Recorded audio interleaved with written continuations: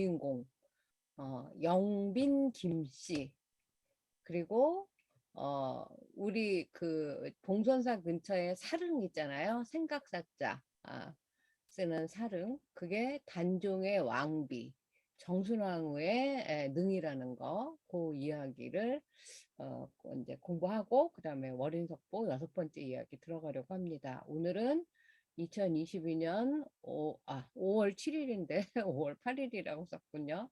5월 8일 내일이 그 부처님 오신 날이어가지고 제가 그거에 이렇게 조금 이제 기억을 하고 있어서 그렇게 썼나 봐요. 봉선사 월인석보대학, 저는 터키 LGS 대학교의 정진원입니다. 서울에서 강의하는 것은 이제 오늘이 마지막, 다음 주부터는 터키 LGS 대학에서 줌으로 만나도록 하시겠습니다.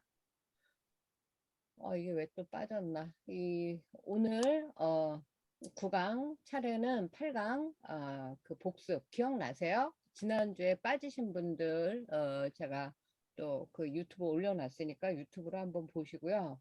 봉선사 큰종하고 현등사에 있는 봉선사 작은종, 그 다음에 주지 스님 집무실에 있는 병풍 8폭짜리 고녀 망국전도라는 세계지도, 그리고 5번째 이야기 세조의 슬픈 뒷모습 2, 아버지 세조가 아들 20살짜리 의경세자를 앞세울 때라는 이야기를 했습니다.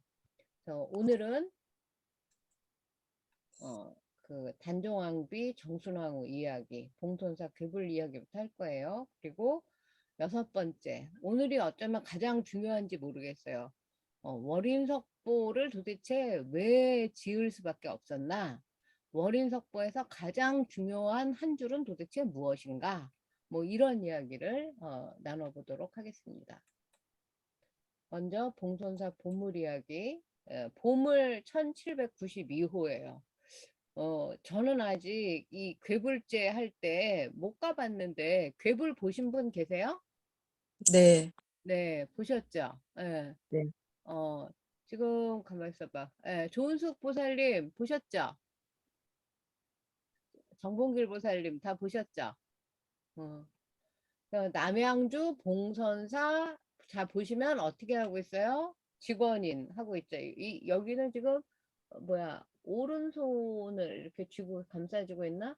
이 오른손을 감싸지기도 하고 왼손을 감싸지기도 하는 두 가지 수인이 있어요. 그래서 저기 손가락 지자 말을 건 도장인, 그래서 손가락을 다른 손으로 말아쥐고 있는 수인, 그래서 직원인, 어디 가서든지 부처님이 이러고 있으면, 손가락을 말아주고 있으면 비로자나 부처님이구나 이렇게 아시면 돼요. 비로자나 부처님은 어떤 부처님이죠? 지혜의 부처님. 그래서 비로자나 부처님이 모셔진 그 정각을 비로전이라고도 해요. 그러나 적광전, 큰 대자 써서 대적광전 뭐 이렇게 부르죠. 불명이 제 이름 적광명하고도 통한다 라는 말씀을 제가 드렸었어요. 저는 법정 스님께서 이제 적광명이라고 이름을 지어주셨는데, 비로자나 부처님 삼신괴불도, 이거 굉장히 아름다워요. 아주 굉장히 커다랗고 여기에 불보살님들이 굉장히 아름다운 모습으로, 그리고 여기에 이제 풍악을 울리면서 즐겁게 춤을 추고 노래하는 모습, 이런 것들 보여드리려고 해요. 그래서 이제 2012년에 보물이 됐고, 이게 영조 때, 영조 11년 18세기에 만들어진 괴불이에요. 중앙법신의 비로자납을 오른쪽에 노사납을, 좌측에 석가모니불 이렇게 있어요. 그래서 하단 좌우로는 6분의 보살, 그 다음에 범천, 제석천, 10대 제자, 하단 중앙에는 이제 연주하고 음악을 하는 천인들, 용왕, 용녀들이 배치돼 있어요. 진짜 그런가? 예. 이렇게 세 분의 비로자납을 향우측 그러면 지금 저기 뭐죠? 요 분이 석가모니불. 요 분이 아까 뭐라 그랬죠? 비로자나. 이 가운데 있는 분이 비로자납이야. 예. 그다음에 예. 노사나. 예, 노사나불. 비로자나 음. 노사나가 우리는 어 거의 그 동의어로 쓰여요. 근데 이렇게 또 구분을 해서 쓰기도 합니다. 그리고 6분 양쪽에 좌우에 불보살님, 그 다음에 이제 이 천신들이 풍악을 울리는 모습이고, 잘 보시면 이제 여러분들의 모습이 보여요. 뭐 10대 제자도 있고 뭐 이렇다 그러니까 한번 다시 이 그림을 좀 잘 봐주세요. 네. 그래서 향 우측에 그러니까 저기 우리가 보기에 오른쪽에 노사나불, 왼쪽에 석가모니불, 그 다음에 하단 좌우에 6분의 보살상, 범천, 제석천, 10대 제자, 하단 중앙에 주악천인 용왕용녀 볼까요? 요 분이 법신 비로자나불인데 이거는 이제 보물이기 때문에 그 문화재청에 들어가서 보면 이렇게 굉장히 훌륭한 그 저기 선명한 해상도가 좋은 비로자나 부처님을 볼 수가 있어요. 그리고 여기에 향우측에 보관을 쓰셨죠. 노사나불. 향 좌측에 엄지와 중지를 맞대고 있어요. 오른손으로. 예. 화신 석가모니불 이렇게 모셔져 있어요. 그러니까 석가모니 부처님. 이 불꽃무늬 진짜 잘 그리지 않았어요? 그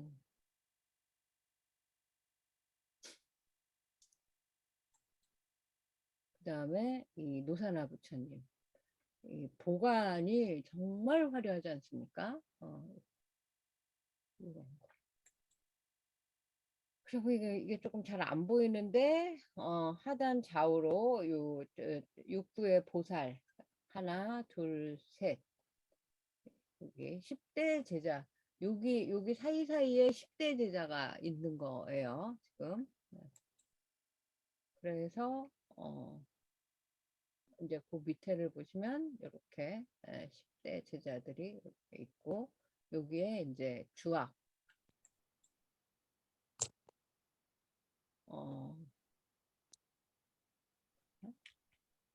요 모습을 좋은 화질로 보면 이런 모습이에요. 너무너무 섬세하지 않습니까? 그 6분의 불보살 뭐야 이거 무슨 연꽃잎 같은 건가요? 그리고 이 합장하고 있는 손톱까지 너무너무 잘 보입니다 지금.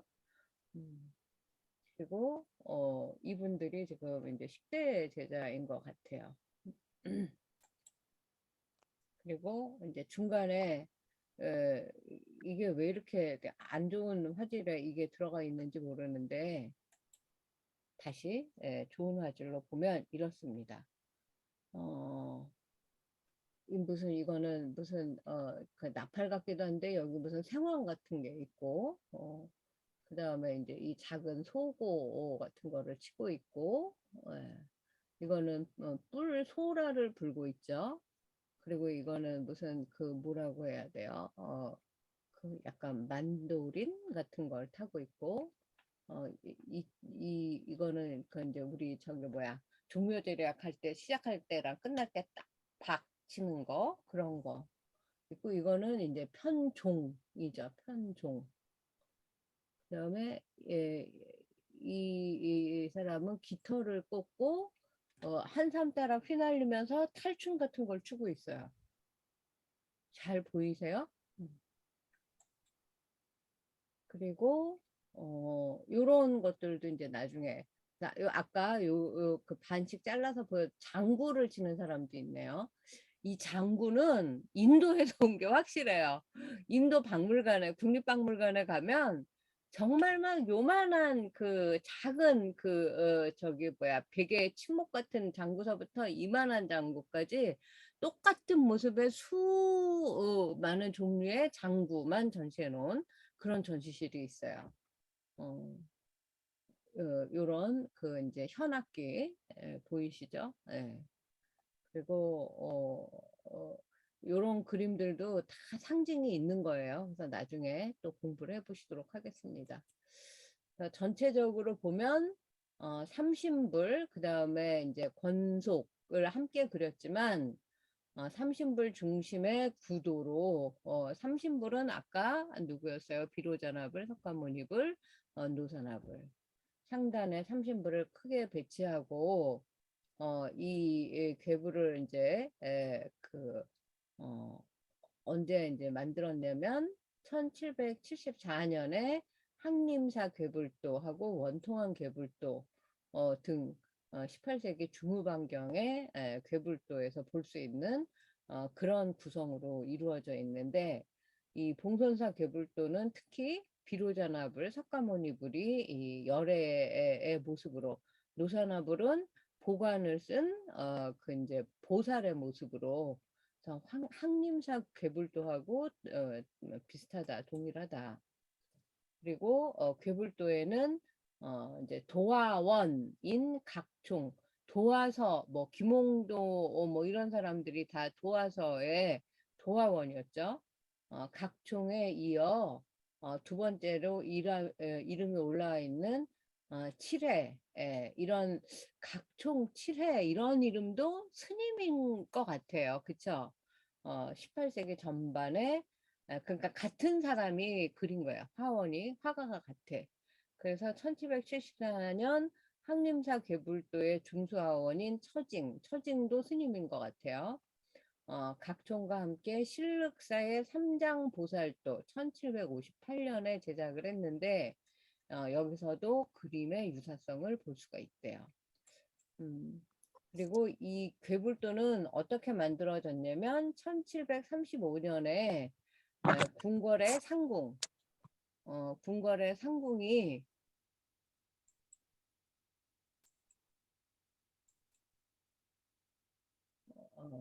그 이름이 이성애래요. 숙종의 후궁이었던 영빈 김씨.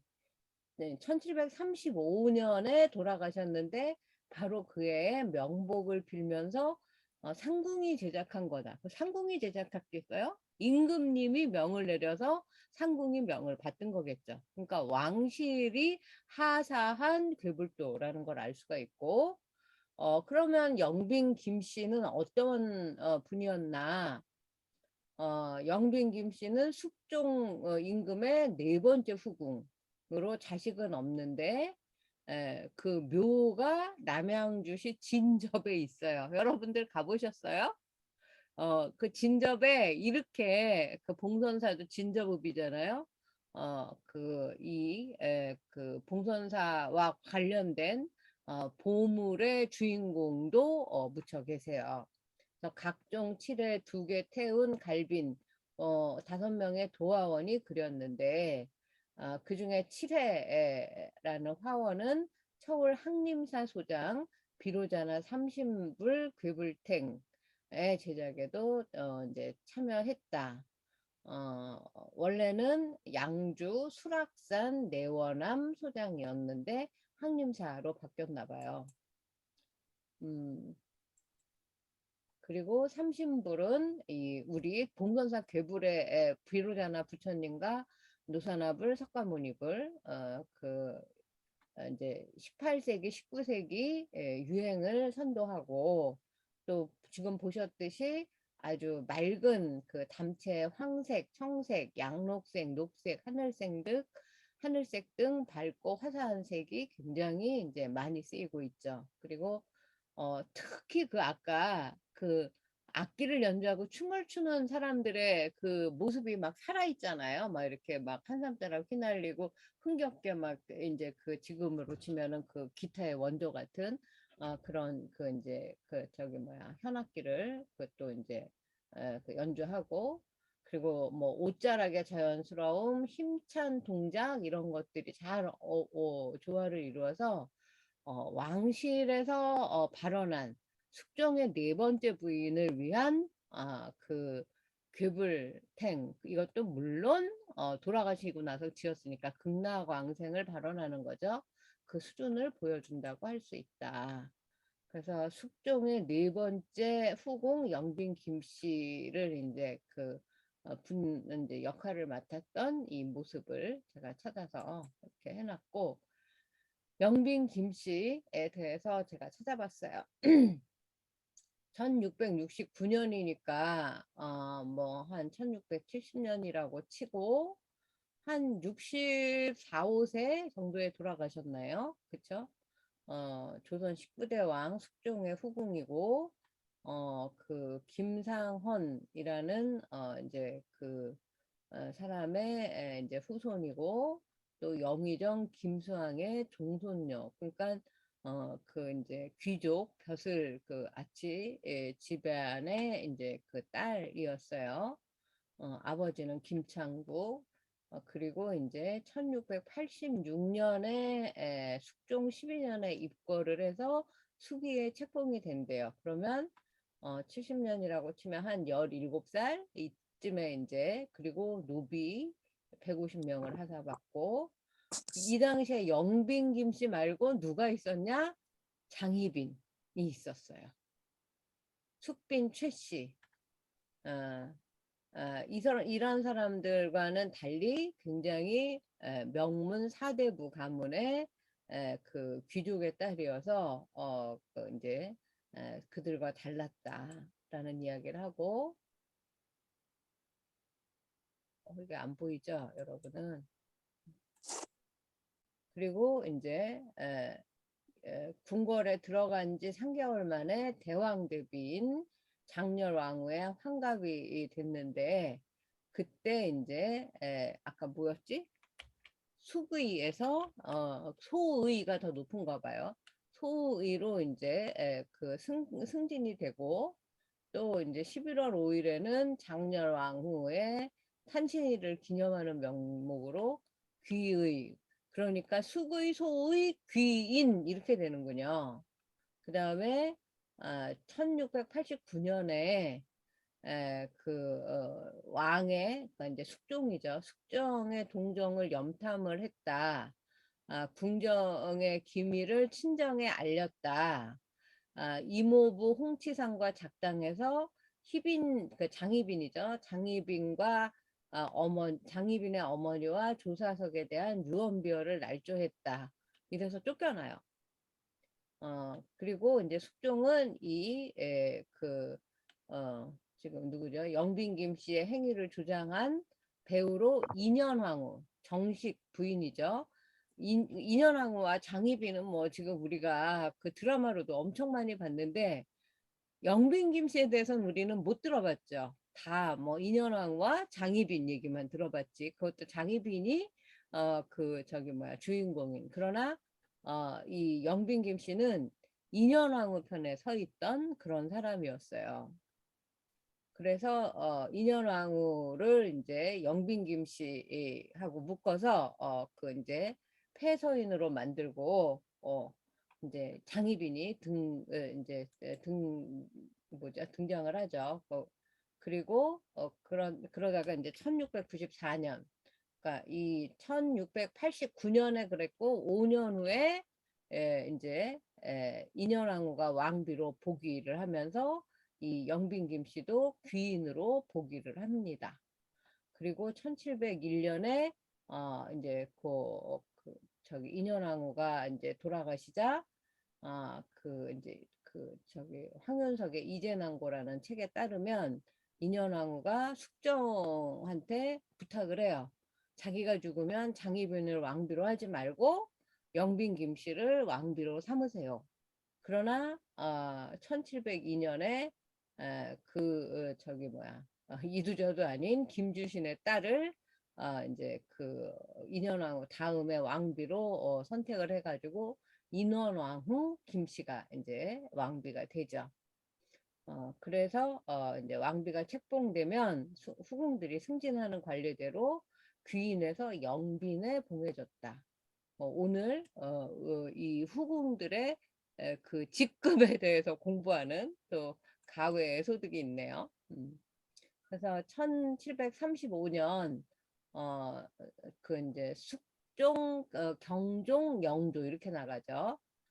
영조 11년까지 살아요. 67세에 생애를 이제 마치니까 그 영조는 이 영빈 김씨를 어머니라고 불렀을 정도로 각별한 사이였대요. 그래서 영빈의 사당을 이제 세우고 대신들에게 이제 제사를 지내도록 하고, 그리고 영조는 이제 몸소 대궐 밖에 이 영빈 김씨의 사당에 들러서 명복을 비는 그런 일도 했다고 해요.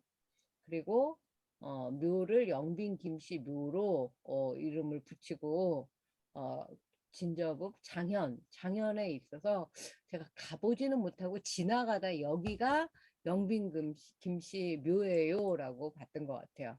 19대 숙종 네 번째 그 부인이라고 할 수 있는 영빈 김씨의 묘예요. 영빈 묘. 그리고 이제 단종의 왕비 정순왕후에 대해서도 이 기회에 함께 알아보면 좋을 것 같아서 그 봉선사 옆에 사릉이라고 있지 않습니까? 이광수도 사릉에 살았다고 이야기를 했고, 사릉과 관련된 이야기들이 많아서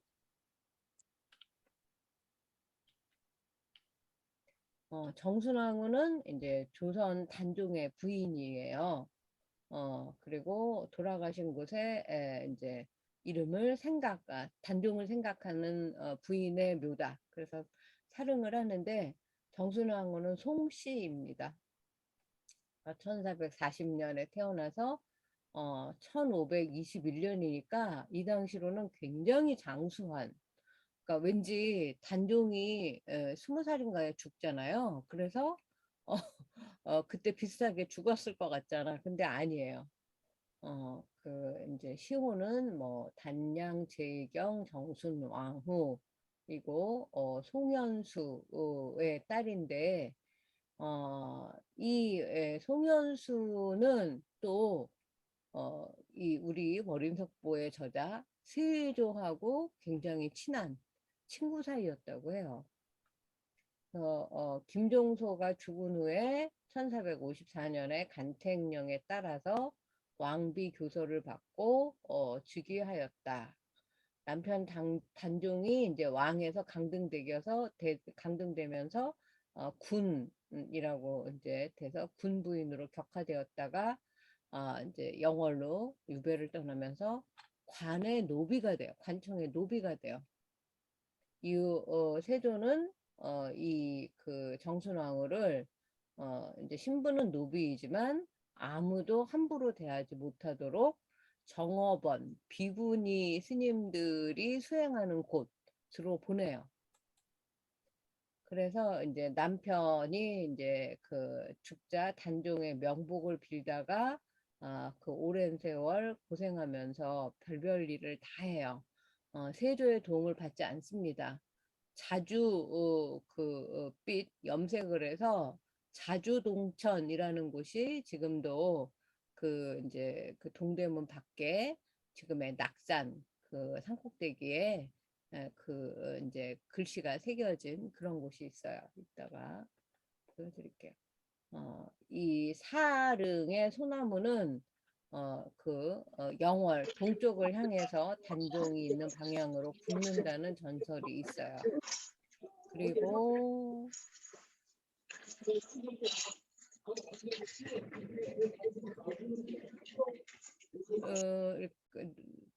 누가 예. 그리고 이제 중종 때부터 복위를 거론을 했는데 송시열, 김수왕이 거듭 건의를 해서 이제 숙종 24년에 단종과 함께 보게 됐어요. 그러니까 지금 단종 때 영빈김 씨의 괴불도가 봉선사에 만들어지고 단종 때 단종과 단종의 왕비인 정순왕후가 보기가 돼서 이제 사릉에 추봉이 되는 거죠. 어, 그리고 이제 세종의 왕자 영흥대군의 부인 대방군 부인 송씨는 이 정순왕후의 고모이기도 해요. 이렇게 옛날에는 이렇게 겹사돈을 많이 맺었어요.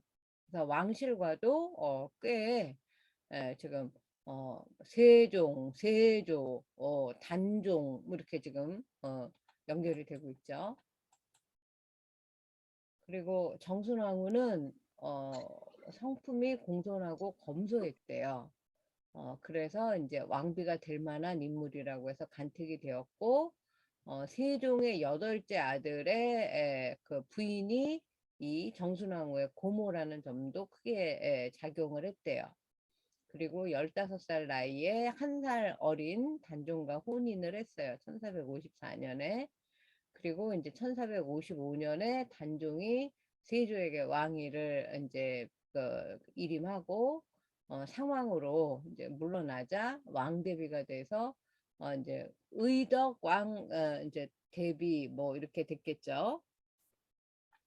의덕 대비였다가 이제 1457년에 이제 성산문 박팽년 등 사육신이 추진하는 단종 복위 운동이 발각돼서 단종은 노상군이 되고 정순왕후는 노상군 부인이 돼서 이제 궁에서 쫓겨납니다. 그래서 친정마저 이제 풍비박산이 난 상태고 그래서 동대문 밖 숭인동 청룡사가 정업원이었어요. 정업원의 옛터라는 비석이 남아 있습니다.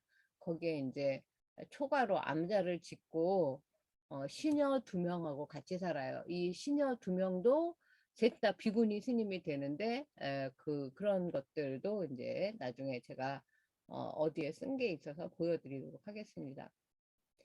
송씨는 시녀들이 동양해온 것으로 끼니를 입고 아까 자주색으로 염색을 하는 그런 일을 하면서 어렵게 살았는데 일을 한 그 이제 세조가 왕위를 뺏은 세조가 집과 식량 등을 내렸지만 끝내 거절하였다. 그런 글을 보고 같은 동네에 그 이제 뭐 부인들이 왕실의 눈을 피해서 그의 집으로 먹을 것을 건네주려고 그 앞에서 시장을 뭐 야채 시장 같은 걸 뭐 이제 열었다고 해요. 그래서 이제 지금도 청룡사 정업원터가 남아 있고 동대문에 가면 단종이 영월로 유배 갈 때 영영 이별한다. 그래서 영영 그 건너간 다리 영도교, 영영 이별한 다리 영리교 이런 이름의 그 저기 다리가 있어요. 지금은 옛날 건 없어지고 복원을 해놨어요. 청계천의 영도교는 귀양가는 단종과 정순왕후가 마지막으로 헤어진 곳이다. 단종이 끝내 유배지인 영월에서 생을 마감했기 때문이다.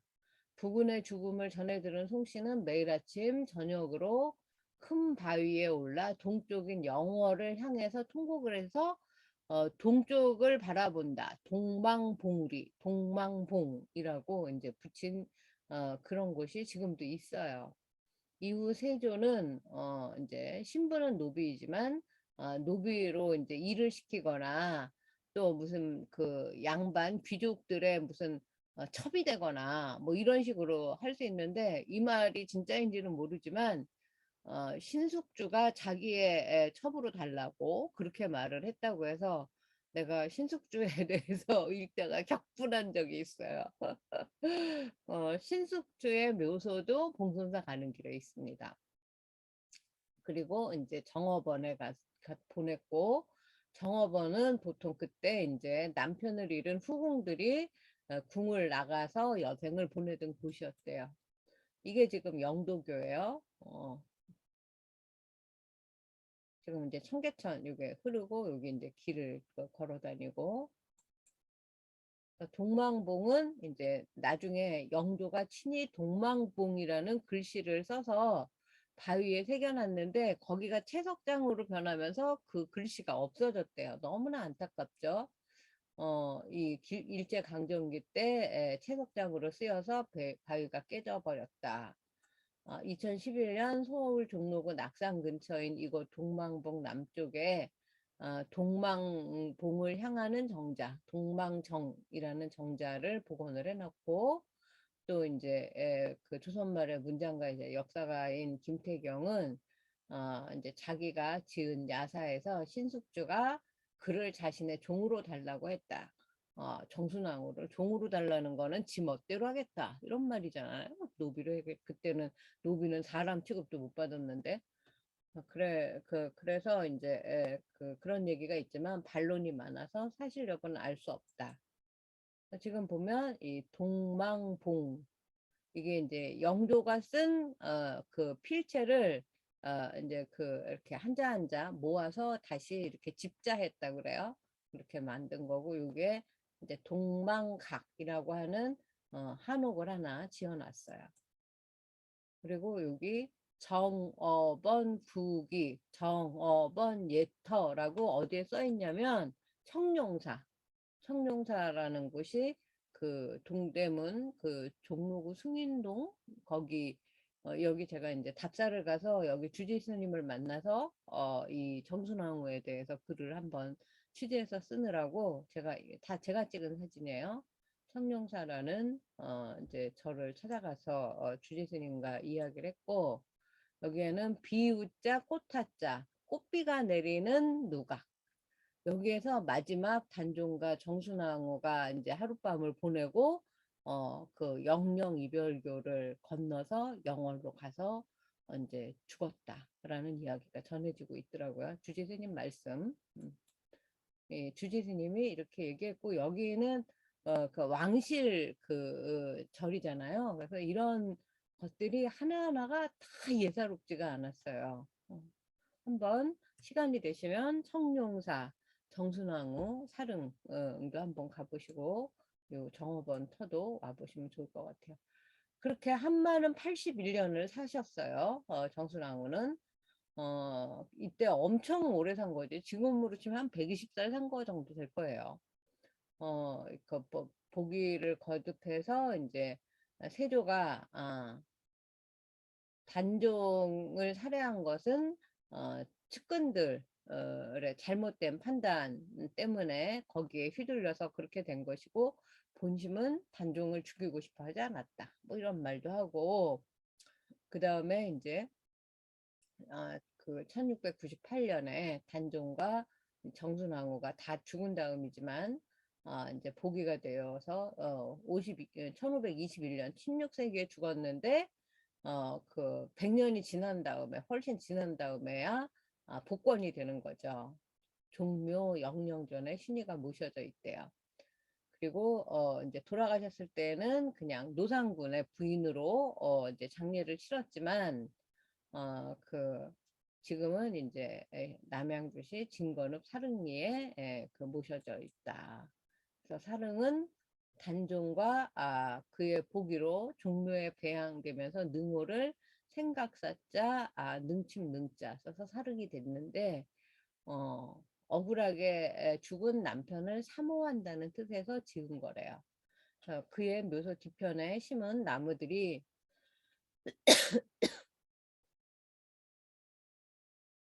단종의 능인 영월 장릉 쪽을 향해서 이렇게 고개를 숙이고 있다고 하는 전설이 전해지고 있어요.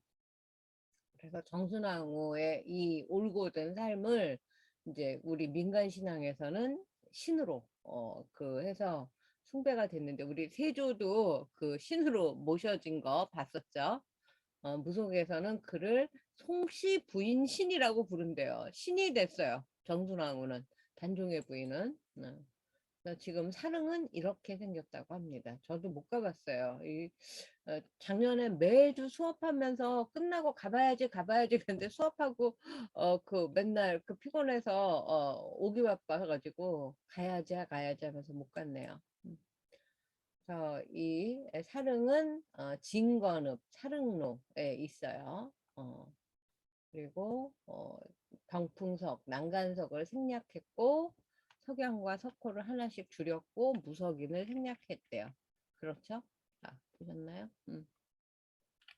그리고 이제 그 제사 지내는 공간에는 연려니까 홍살문, 정자각, 비각 이런 것들이 설치가 되어 있고 단왕릉에 비해서 그때 이제 노상군 부인으로 돌아가셨으니까 아담한 모습이다.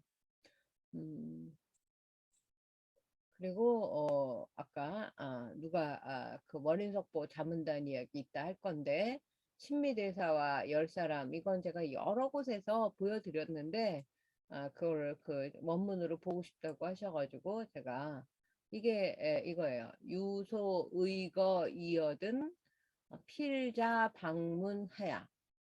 이게 무슨 뜻이냐면 의거 의처 의심스러운 곳이 있으면 반드시 널리 물어서 이제 이것들을 월인석보를 쓰기 시작을 했다. 그 물어본 사람, 묻떠신 사람은 해각존자 신미와 판선종사 수미와 판교종사 설준과 영경사 주지 홍준과 전회암사 주지 효운과 전대자사 주지 지혜와 전소요사 주지 해초와 대선사 사지와 하결과 과가 없었어요. 그때는 학조와 가정대부 동지 중추원사 김수온 과이다. 여기는 과이네? 없다고 했는데 이거 왜 이렇게 해놨지? 예. 이런 식으로 해서 그 11분의 이름이 나옵니다. 요렇게 오늘은 이제 미리 한번 보시고 지금 몇 시죠? 잠깐 10분 쉬었다가 지금 1시 46분이니까 그냥 2시부터 시작하도록 하겠습니다. 2시에 우리 6번째 이야기 하도록 하겠습니다. 예, 잠깐 쉬세요. 네.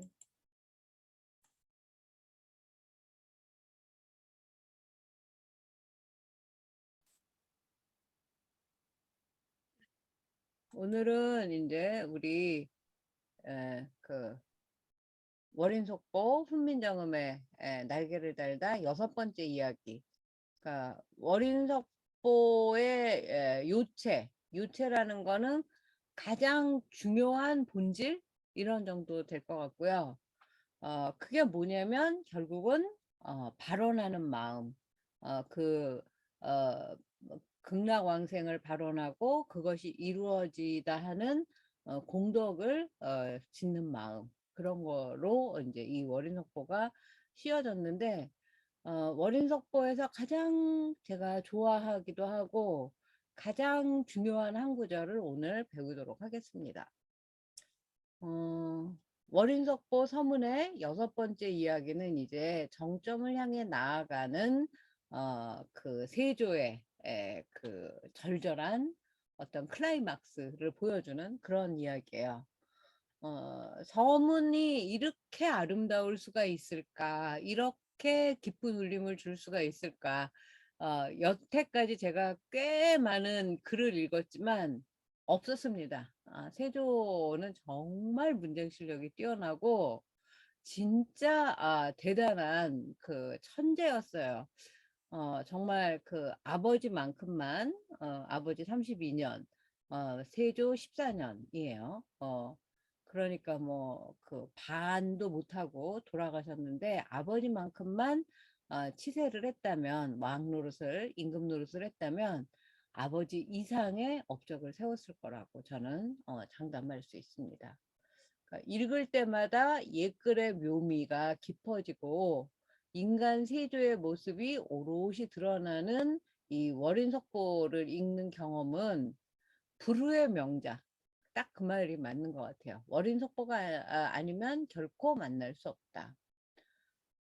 한 나라, 조선, 그 유교 국가의 왕이 어쩌면 이렇게 모든 것을 내려놓고 무슨 뭐 골룡포니 뭐 임금의 왕관이니를 다 벗어놓고 이렇게 진솔하게 자기 인생의 회한, 슬픔, 괴로움, 사무침 이런 것을 그 고백성사하듯이 가장 낮은 그 엎드린 자세로 어, 써내려갈 수 있었을까?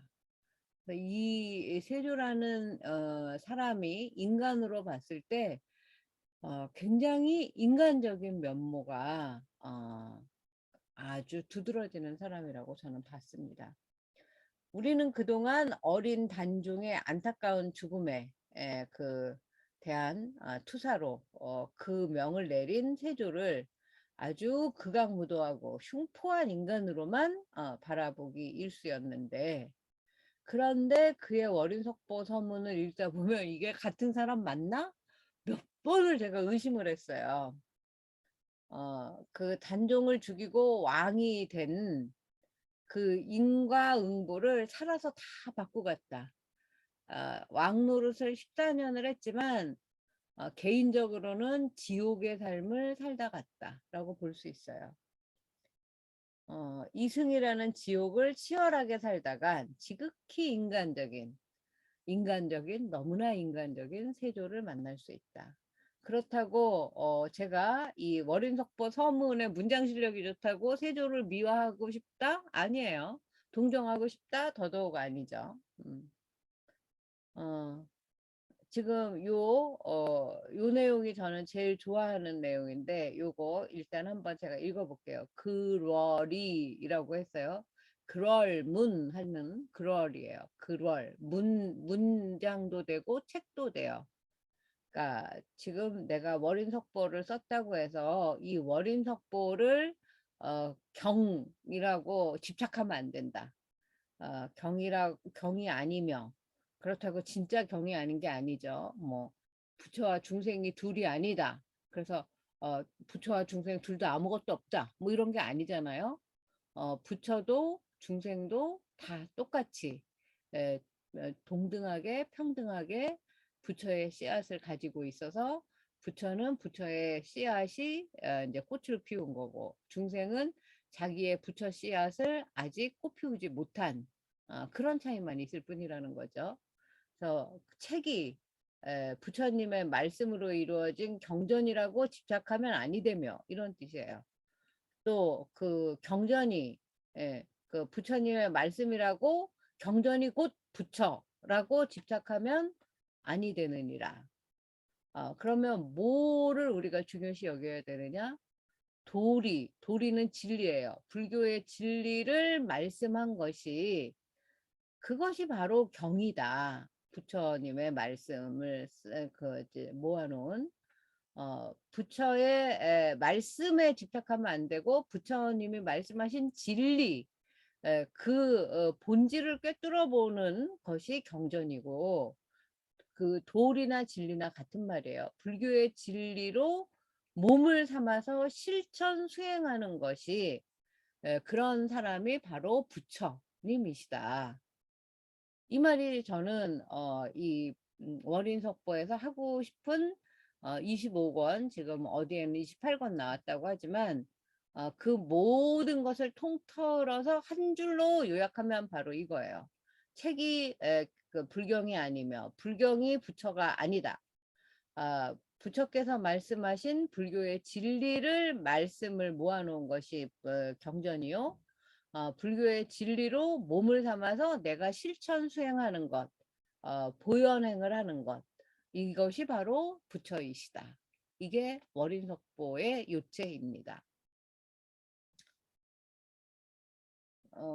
지금 세조를 내가 동정하고 미화하려고 하는 것이 아닙니다. 라고 얘기했죠. 조금 전에. 그저 세조는 우리 그 유행가 가사 중에 등이 휠 것 같은 삶의 무게요. 뭐 이런 노래 있죠. 뭐 그 이미숙이 부른 근데 누구나 인간으로 태어나서 자기의 등짐이 버겁다고 느낄 만큼의 고민과 그 여러 가지 장애와 번민과 해결하기 어려운 문제들을 그 등에 지고 살아가는 것 같습니다. 그래서 그 등이 휠 것 같은 삶의 무게를 온몸으로 짊어지고 힘들게 한 발 한 발 걸어가는 그 시지프스라는 그 이제 신화에 나오는 사람 알죠? 큰 바위 덩어리를 애를 써서 산꼭대기에 올려놓는 벌을 받았어요. 그래서 억지로 온 힘을 다해서 산꼭대기까지 올라가면 그 큰 바위 덩어리는 어떻게 돼요? 다시 밑으로 굴러떨어지죠. 그래서 인생을 시지프스가 바위 덩어리를 산에 올렸다가 다시 떨어뜨리고 또 올리고 하는 그런 반복으로 비유하는 경우도 많이 있죠. 저는 세조의 모습을 그렇게 봤어요. 시지프스 같은 사나이의 뒷모습을 엿볼 수 있었다. 월인석보 서문으로. 제가 만약에 30살쯤에 이 책을 썼으면 저는 이거 절대로 이해하지 못했을 거예요. 그러니까 단종을 죽이고 이런 걸로 면피하려고 뭐 이런 식으로 생각을 했을 것 같아요. 그래도 네가 그 뭐 사육신, 충신을 6명이나 죽이고 자기 연년생 동생 안평대군 그 훌륭한 이제 또 왕자를 죽이고 지금 뭐 이 정순왕후를 노비로 만들고 뭐 비구니로 만들고 등등등 해가지고 진짜 뭐 이거는 그 객관적인 겉모습으로만 봐서는 세조를 어떻게 해도 변호할 수는 없어요.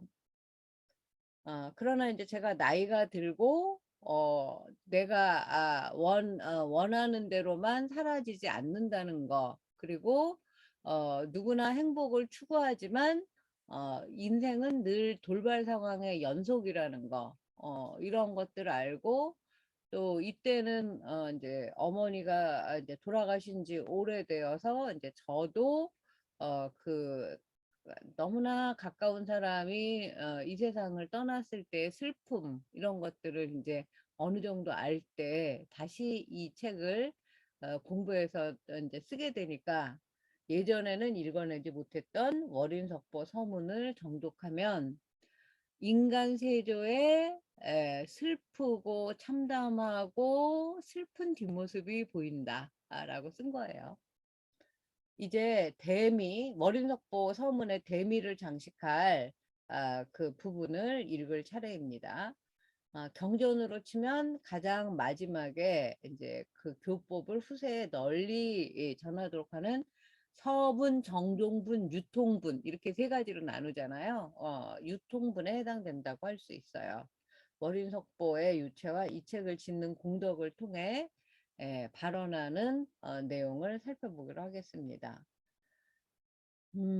여기에 아까 지금 제가 그러리 경이 아니며 경이 부처이 아니라 도리 니론 것이 이 경이요 도리로 몸 삼하시니 이 부처이시니 라는 말에 한문은 개, 문, 비위경이며 경, 비의, 불이라 전도자이 시경이요 최도자의 시부이시니 이거예요. 요 말을 이렇게 멋지게 훈민정어로 풀어놓은 거예요. 그리고 현대국어로는 글이 경이 아니며 경이 부처가 아니라 돌이 이른 것이 바로 경이요 도리로 몸 삼은 것이 바로 부처이시니. 사실 우리가 이제 평생 경전 공부하면서 얼마나 좋은 말을 많이 알아요. 그러나 그게 전혀 실천되지 않고 입으로만 떠들면 그거는 그걸 모르는 사람보다 더 나쁜 사람이죠. 알면서 실천하지 않는다. 자비희사 아주 좋은 의미인데 나는 절대로 누구에게 자비를 베풀지 않아. 절대로 누구에게 포시하지 않아. 그런 사람도 가끔가다 있어요. 그 뭐라고 할까 우리 속담에 그 눈앞에 뭐 그 이제 뭐 그 아주 하찮은 먼지만한 이익을 쫓으면서 뒤로 이제 황소가 없어지는 걸 모른다. 뭐 이런 속담이 있잖아요. 그런 거죠. 심혈을 기울여 월인석보라는 책을 세조가 만들었다고 해서 그 글의 내용이 곧 불교 경전이라는 등식은 성립하지 않는다. 진리라는 본질을 놓치고 월인석보라는 책 자체에만 집착하고 중요성을 부여하면 마치 강을 건널 때 필요한 뗏목이 집착하는 것과 같다. 육조단경에 보면 강을 건너기 위해서 뗏목을 너무 애써서 어렵게 만드는 거예요. 그리고 그 강을 건넜으면 그 뗏목은 더 이상 필요 없죠. 산으로 올라가요. 근데 그 뗏목이 너무 아까워서 뗏목을 이고 지고 낑낑거리면서 올라가는 거예요. 그래서 왜 그 뗏목이 그 산에는 필요하지 않은데 그걸 지고 이고 올라가느냐 그랬더니 내가 이게 만드느라고 얼마나 힘들었는데 이거를 놓고 갈 수 없다. 그러면 이제 뗏목만 잃는 게 아니라 자기의 목숨도 잃는 거죠. 우리는 그런 그 어리석음을 인생에서 굉장히 많이 저지르는데 뗏목은 어떻게 해야 돼요? 두고 가야 다른 사람이 왔을 때 그 반대편으로 또 건너갈 수가 있는 거죠. 예. 뗏목에만 집착하시면 안 됩니다. 월인석보가 그렇게 얘기하고 있어요. 월인석보가 부처에 대한 이야기는 하지만 부처에 집착하라는 얘기를 하는 게 아니라는 것이다. 월인석보라는 책은 불교의 진리, 불교의 도리를 담은 그릇일 뿐이다. 뗏목일 뿐이다. 그 그릇이 바로 경전이라는 성찰이요. 그 그릇 안에 진리로 몸을 삼은 것이 부처이시다라는 깨달음을 알리는 것이 이 월인석보의 목적이다. 오직 그뿐이다. 그 얼마 전에 그 숭산 스님, 이제 리투아니아 제자 스님이 입적하셨어요. 네, 어, 그 카톡인가 뭐를 봤더니 only don't know가 써 있었어요. 오직 모를 뿐. 우리가 지금 모르기 때문에 월인석보 공부하는 거 아닙니까? 그쵸? 왜 태어났는지, 내가 누구인지 오직 모를 뿐이다 라는 걸 화두로 삼아서 열심히 수행을 이제 해 나가는 외국 스님들을 보면, 외국 불자들을 보면 제 자신이 굉장히 부끄러울 때가 많이 있습니다. 그러니까 숭산 스님이 전 세계의 제자 스님들을 만들어 놓고 그 제자 스님들이 한국식 절을 만들어서 한국말 반야신경과 한국말 천수경을 불자들이 다 외우게 해요. 그리고 108배를 막 거의 뭐 10분 안에 내가 생각하기에는 5분 안에 끝내는 것 같아요. 거의 삼청교육대 훈련 수준으로 엄청나게 그 각도 있게 그 아주 그냥 속전속결로 해요. 그래서 108배를 하고 나면 완전히 땀으로 목욕을 하도록 그때 그 리투아니아에 이제 제가 그 불자들 만나서 같이 수행했던 그 기억이 떠올라서 리투아니아의 국민 배우였던 보행 스님이 그 이제 입적하셔서 화계사에 다녀왔습니다. 그리고 이제 그러면 이 경을 읽는 사람 어떻게 해야 되느냐? 이 경 읽는 사람은 광명을 돌이켜서 자신을 비추는 것이 귀한 일이고, 그리고 달 가리키는 손가락을 보고 달을 아니 보는 손가락을 잡으며 고기를 잡고 고기 잡는 그릇을 버리지 않고 그릇을 두는 것이 가장 좋지 않은 것이다. 지금 뗏목 얘기랑 비슷한 거죠. 우리 많이 하잖아요. 달을 가리키면 달을 봐야지 달을 가리키는 손가락에 집착하면 안 된다. 지금 달을 가리키는 손가락 월인석보라는 거예요. 월인석보는 달을 가리키는 방편이지 월인석보가 달 자체가 아니고 부처 자체가 아니다라는 이야기를 하고 있어요. 그리고 고기를 잡을 때 필요한 그 고기 잡는 그릇은 고기를 잡은 다음에 필요가 없는데 우리가 그걸 끌어안고 그냥 애착하고 그러느라고 어, 지금 우리 집부터 거의 쓰레기 산을 이루고 있어요. 너무나 버려도 좋을 것들을 버리지 못하고 사는 삶, 정리가 안 되는 삶, 저도 그러고 있습니다. 그러므로 이 월인석보 경전을 읽는 사람은 진리의 광명으로 자신을 돌이켜 비추어야 옳게 공부한 것이다. 달이 아닌 달 가리키는 손가락을 월인석보라고 생각하거나 고기잡이에 필요한 도구인 월인석보를 물고기 자체로 오해하면 안 된다. 여기에서 이제 삼국유사의 해공스님과 원효의 여시오어라는 그 네 글자도 생각이 나죠. 서로 벗거량을 하면서 너는 그 똥을 누웠구나. 나는 고기를 누웠느니라. 뭐 이런 이제 그 선문답이 또 떠오릅니다.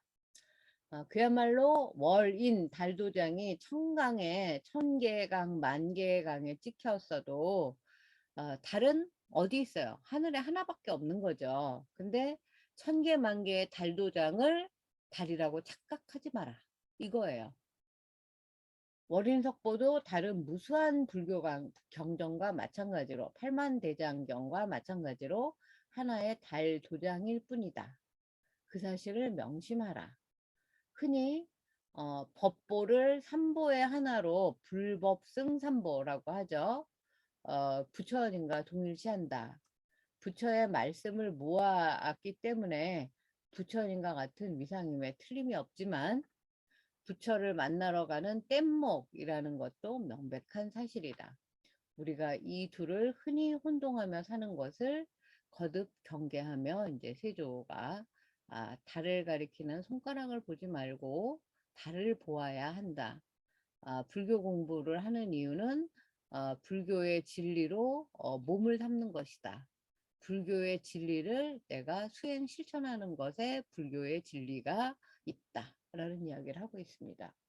그래서 이제 요 한자 말이 어려우니까 요걸로 보면 이제 슬프구나. 그 인도의 글자로 된 경전들이 높이 쌓였거든. 볼 사람이 오히려 독성을 어려이 여기거니와 우리나라 말 훈민정음으로 옮겨 써서 펼치면 듣는 사람이 다 크게 이 내용을 불교의 내용을 우러를 것이다. 서천 인도 글자로 된 경이 높이 그러니까 조선시대에도 산스크리트 경전이 범어 경전이 엄청 많았다는 걸 알 수가 있고 그러나 이 범자가 너무 어려워서 이해도 못하고 읽는 것도 어려워한다. 그런데 우리가 이제 훈민정음을 만들었으니 우리나라 말로 이거 범자 산스크리트를 옮겨서 써서 책으로 만들어내면 월인석보로 만들면 듣는 사람마다 다 그 불교의 진리 요체를 얻어서 크게 불교를 우러르게 될 것이니 이것이 내가 월인석보 책을 만든 목적이니라. 세조 당시에 인도 글자로 된 경전이 상당히 많았다는 이 기록은 어떻게 해석해야 할까? 그 중심에 범어에 통달했다고 전해지는 신미스님. 신미스님은 지공, 나옹, 무학, 그 이제 저기 뭐야 그 신미스님 이렇게 나가죠. 그래서 이 신미스님은 당연히 인도 말에 이제 그 거의 천재적인 재능을 가지고 실력이 대단했다라는 말이 전해지죠. 신미스님은 고려시대 우리나라에 온 인도의 스님인 지공 선사로부터 시작해 고려말 나옹, 조선 개국공신 무학으로 이어지는 법맥을 이어받죠. 그리고 그 법맥을 이어받아서 인도말, 산스크리트, 곧 범어에 능통했다고 알려집니다. 훈민정음이 산스크리트를 참조한 신미의 창제라는 설이 꾸준히 나오는 것도 여기에서 비롯된다고 보는 거예요. 저는 신미 스님이 훈민정음 창제에 굉장히 깊이 관여했다고 믿는 사람입니다. 세조는 그를 존경해서 정이품송의 신화를 만들며 속리산 복천함으로 신미대사를 찾아갈 만큼 아주 그 스승으로서 존경을 했어요. 앞으로 이 연구를 좀 더 공고히 했으면 좋겠다. 그러나 당시 산스크리트를 자유자재로 읽고 쓰고 이해할 수 있는 사람이 얼마나 되었을까? 그리고 그 말을 또 독송까지 하려면 지금 우리 무슨 우리말 반야신경도 너무 길어가지고 그냥 한문 반야신경은 뜻도 모르면서 216자인가요? 그냥 우르르 외워버리지만 사실 반야신경에 진짜 그 반야경에 대한 대반야 무슨 반야 무슨 반야 요체가 다 그 200글자 남짓에 들어있지 않습니까? 그런 것처럼 지금 우리가 거의 수십 년 동안 영어 공부를 해왔죠. 그러면서 늘 영어를 못한다는 열등감에 시달리면서 살고 있잖아요. 그렇게 따지면 산스크리트는 아예 배울 엄두도 안 내고 여태까지 살고 있는데 얼마나 더 그런 생각이 들겠습니까? 그리하여 세조와 신미가 이제 거국적으로 한판 프로젝트를 펼친 것으로 저는 봤어요. 훈민정음 글자로 산스크리트 경전을 번역해서 월인석보 같은 책으로 펴내면 모국어로 된 경전을 듣는 사람들이 얼마나 쉽고 신심이 날까. 그리고 불교를 우러르게 될까. 이제 그 월인석보 짓는 일을 드디어 해내게 되었음을 만천하에 알리노라 하는 세조의 메시지가 나와요. 그래서 이 내용들도 보시면 음, 요게 그러므로 이제 종친과 재상, 공신과 친척, 만조백관, 사부대중이 불교의 각각의 자기 나름대로의 원하는 것이 있죠. 그걸 발원한다고 하죠. 발원의 수레를 썩지 아니하도록 만들 수 있고 덕의 근본을 그지없도록 심을 수가 있어서 그러면 어떻게 되느냐? 신령이 편안하고 천지신명이 편안하시고 백성들도 즐겁고 나라의 국경도 누가 침략하거나 뭐 이러지 않고 조용하고 복이 이제 견고해지며 시절이 편안하고 풍년이 들고 복은 오지만 애구는 쓰러지기를 바라노니 뭘로? 이 월인석보라는 책을 지은 공덕으로. 그러므로 이제 왕실 가족과 친인척을 비롯해서 재상과 문무백관 그리고 사부대중이 이 월인석보를 독송하면 영원히 썩지 않는 발언의 수레가 만들어질 거예요. 우리 불교 대승불교라고 하는데 큰 수레라는 뜻이죠. 큰 대자 수레승자. 발언의 수레라고 했어요. 그리고 공덕의 근원을 무궁토록 닦을 수 있을 것이다. 요런 이야기들이 이제 이 신령이 편안하시고 백성이 즐기며 나랏가시 괴외하고 고요하고라는 뜻이에요. 복이 굳으며 시절이 편안하고 여름이 다외며 복이 오고 애기 쓰러지과저 하노니 쓰러지게 하소서라고 발언하오니 이런 뜻이에요. 그리고 이제 마지막으로 그 발언을 구체적으로 대상으로 쓰는데 이거는 이제 사실은 여기로 치면은 이쪽부터 세용부터 나와야 되는데 금상 찬술은 지금의 제일 높은 사람 누구? 세조가 찬술한 석보상절. 그리고 그의 부인 자성왕비 정왕후 윤씨가 이 석보상절을 찬한 공덕으로 함께 공자예요. 성불의 과를 이루게 해 주십시오. 라는 뜻이야. 그러면 아버지, 어머니는 어떻게 썼을까요?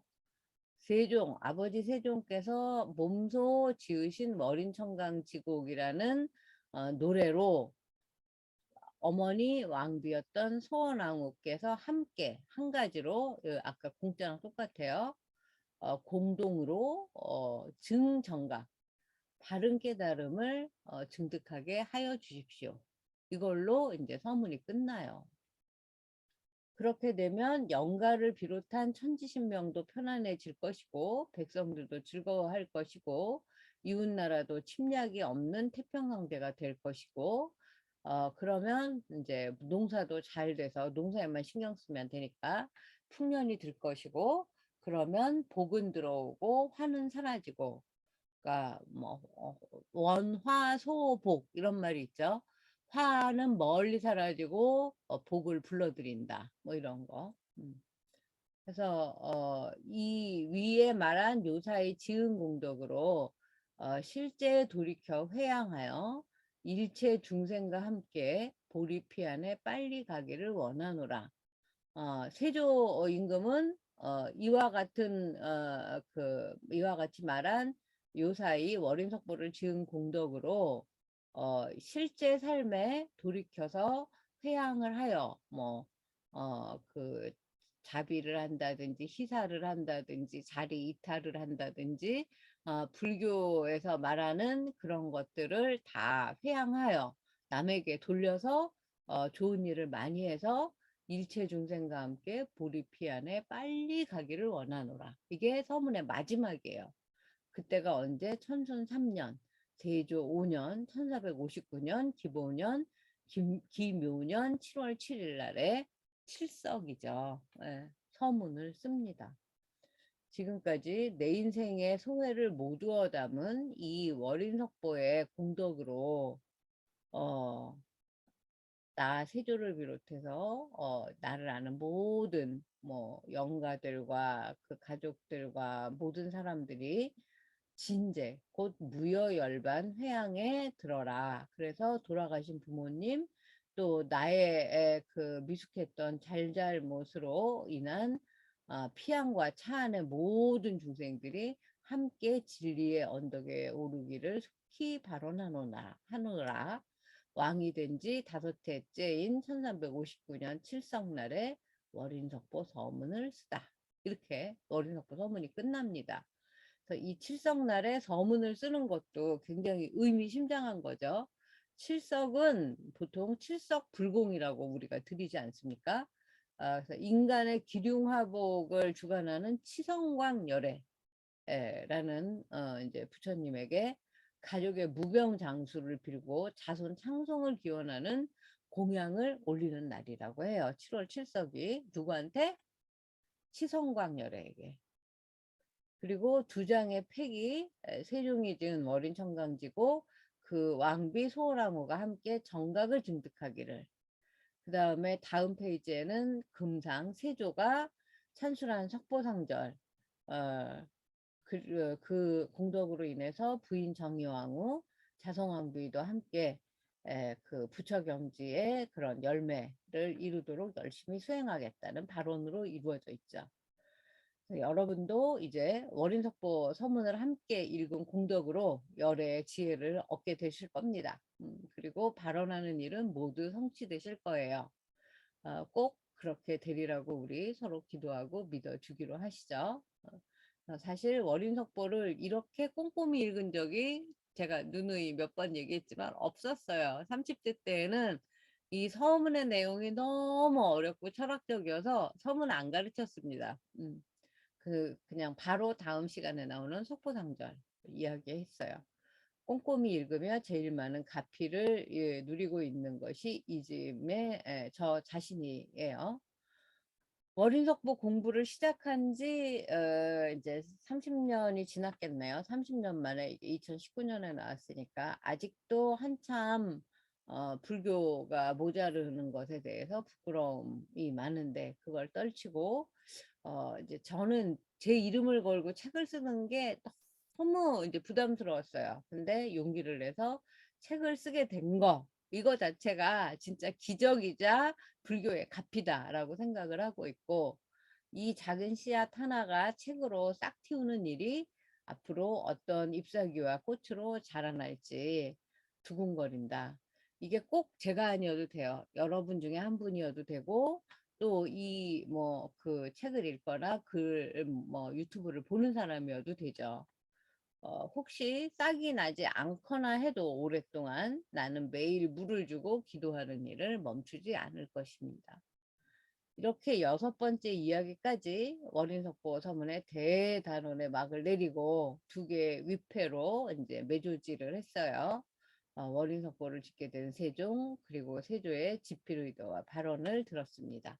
이제 본격적인 머린청강지곡과 석보상절을 시작하는 조선대장경의 세계로 초대를 하는 7번째 이야기가 기다리고 있는데, 월인청강지곡과 석보상절의 의미를 이제 우리가 다음 시간에 공부하도록 하겠습니다. 자, 혹시 질문 있으실까요?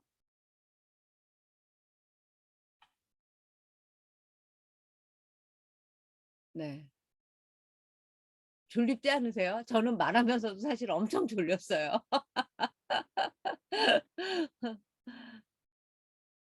제가 요새 그 새벽잠이 없어져갖고 막 엄청 일찍 일어나요. 막 새벽 3시, 4시 뭐 이러니까 요맘때쯤에 꼭 한번 잠깐씩 잠을 자야지 되더라고요. 자, 김숙 부반장님 어떻게 들으셨어요? 네, 드라마를 보는 듯이 조선시대에 푹 빠졌던 것 같아요. 너무 감사드립니다. 네. 어떤 게 가장 네, 인상적이었나요? 어, 이, 단종의 단종 이야기. 네. 부인께서, 음, 네네, 단종의 부인께서 너무 홀로 외로우셨겠구나라는 생각에 음, 가슴이 좀 아팠어요. 음. 근데 상궁도 같이 세 분이 그 이제 스님이 돼서 거기에서 아, 살았다는 기록이 남아 있어요. 그래서 네네. 너무너무 이제 음, 그것도 이제 한번 찾아서 읽어보시면 좋겠고, 제가 네, 그 내용을 찾아서 그 저기 카톡으로 보내드릴 테니까 한 번씩 읽어보시면 좋겠습니다. 네, 어, 감사합니다, 교수님. 네. 혹시 한지 보살님은 어떤 게 제일 인상적이었나요? 요즘에 저희 아이가 초등학교 4학년이거든요, 큰아이가. 네. 그래서 교수님 수업을 들을 때 이제 좀 문을 열어놓고 아이들도 그냥 들을 수 있도록 하고 있었어요. 네. 근데 이제 이 월인석보 책도 보고 네. 또 이제 자기가 관심 있는 요즘에 학교에서 세종대왕이나 조선의 왕들에 대해서 배우고 있어요. 그래서 네.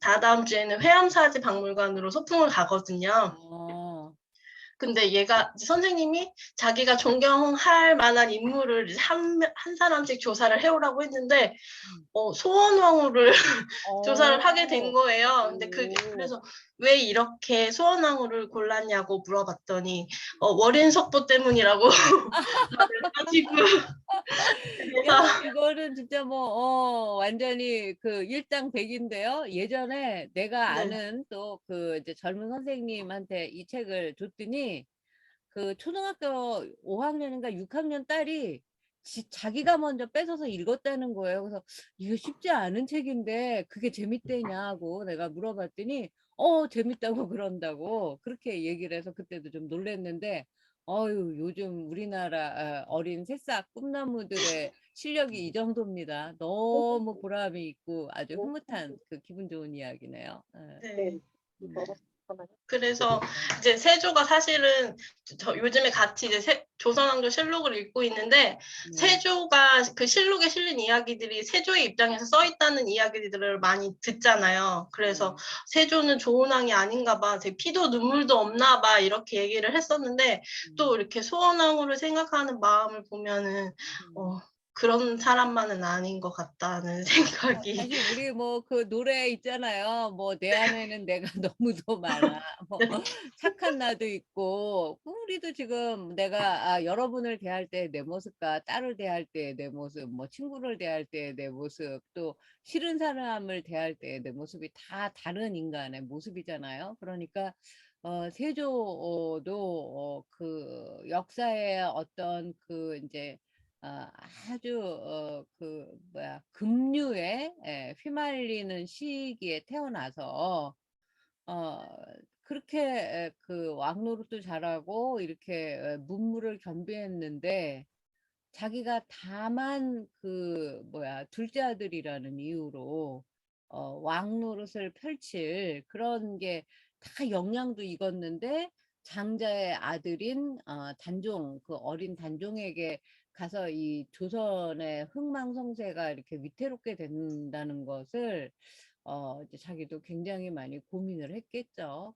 그래서 이제 우리가 인생을 살다 보면 선의의 악역을 해야 될 때가 굉장히 많지 않습니까? 특히 이제 그 여성들은 이제 그 남편들이 막 이제 호기롭게 뭐 그냥 기분 내서 뭐 하고 이러는 거 다 일일이 토를 달아야 되고 뭐 알뜰하게 살림을 해야 되고 뭐 이런 것들. 그래서 이제 저희끼리 요새 친구들을 만나면 좋은 그 착한 사람, 좋은 남자, 뭐 호인 이런 사람이랑 그 결혼하면 그 배우자인 그 이제 부인이 모든 악역을 도맡아야 돼서 너무나 나쁜 결혼이다 이런 얘기를 하고 우리가 막 이제 공감을 하고 그랬어요. 그래서 누구에게나 인심 쓰는 역할을 하고 싶지 인색하게 굴고 뭐 따지고 뭐 이건 이렇고 저건 저렇고 그래서 안 되고 이런 말을 하기가 사실은 누구나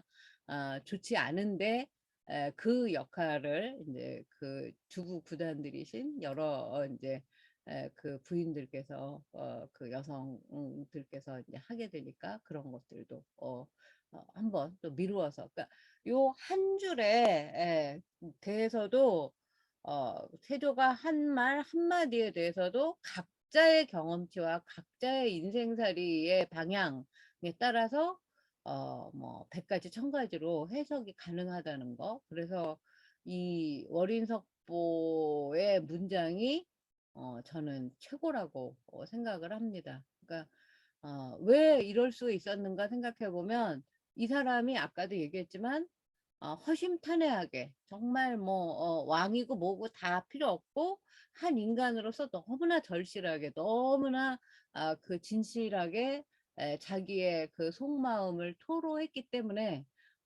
이 글을 읽는 사람들은 누구나 자기의 인생 경험을 그렇게 이제 빗대어서 생각을 할 수밖에 없고 거기에 공감을 하고 이 사람이 그 이렇게 왕이 돼서 평생 동안 얼마나 괴로웠을까? 얼마나 괴로우면 그 피부병이 그 뭐 문둥병이라고 하는 나병으로까지 번지고 결국은 그 이제 병치료 하다가 죽을 수밖에 없었을까?